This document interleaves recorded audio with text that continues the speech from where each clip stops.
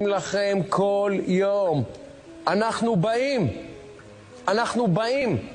באים לעזה, אנחנו באים ללבנון, אנחנו נבוא לאיראן, אנחנו נבוא לכל מקום. תביאו בחשבון כמה אנחנו הולכים להרוג מכם וכמה אנחנו הולכים לבצע בכם על כל אחד מ-1,300 האנשים שרצחתם, שדדתם. לא ראיתם מספרים כאלה בדברי ימי האומה הערבית. אני מעדכן אתכם שזה בא. למקרה שאתם מבולבלים, אני מעדכן אתכם שזה בא. מספרים שלא דמיינתם שאפשר בכלל להגיע אליהם.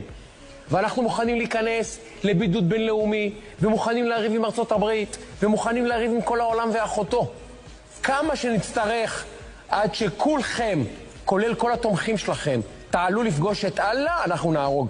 שיהיה ברור, זה המצב בישראל, זה הסנטימנט. אז תחגגו ברשתות החברתיות, תעשו פרי פלסטיין, תעשו את כל המסכנות שלכם, ואנחנו נבוא להשמיד אתכם. להשמיד.